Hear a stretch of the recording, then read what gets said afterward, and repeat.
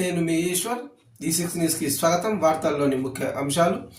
తెల్ల రేషన్ కార్డుదారులకు రేవంత్ రెడ్డి సర్కార్ శుభవార్త చెప్పింది.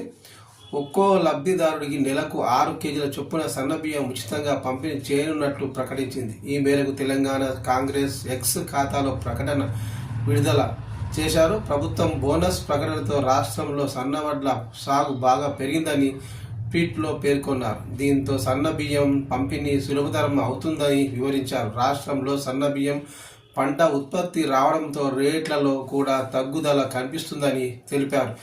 రేపు అంటే ఈ నెల 4న తెలంగాణ మంత్రివర్గ సమావేశం జరగనున్నదని, ఈ సమావేశంలో రేషన్ కార్డుదారులకు సన్నబియ్యం పంపిణీ అంశంపై చర్చించనున్నారు. ఫిబ్రవరి నెలాఖరు లేదా మార్చి మొదటి వారంలో స్కీమ్ను అమలు చేయాలన్నది సర్కారు ఆలోచనగా తెలుస్తుంది. రాష్ట్రంలోని 92 లక్షల మంది రేషన్ కార్డుదారులకు ఈ స్కీమ్ ద్వారా ప్రయోజనం చేకూరనున్నది. ప్రస్తుతం రేషన్ కార్డుపై దొడ్డు బియ్యం పంపిణీ చేస్తున్నారు. అయితే 90% పైగా ప్రజలు వాటిని తినడానికి ఇష్టపడడం లేదు. దీంతో వాటిని కోళ్ల ఫారాలకు విక్రయించడం లాంటిది చేస్తున్నారు. కొందరు వ్యాపారులు అయితే రేషన్ షాపుల బయటే కార్డుదారుల నుంచి బియ్యాన్ని కొనుగోలు చేసి ఇతర అవసరాలకు విక్రయిస్తున్నారు. దీంతో ప్రభుత్వ లక్ష్యం నెరవేరడం లేదన్న చర్చ చాలా రోజులుగా ఉంది. రేషన్ కార్డుపై సన్నబియ్యం పంపిణీ చేస్తే ఈ పరిస్థితి ఉండదన్న వాదన కూడా ఉంది. ఈ నేపథ్యంలోనే సన్నబియ్యం పంపిణీ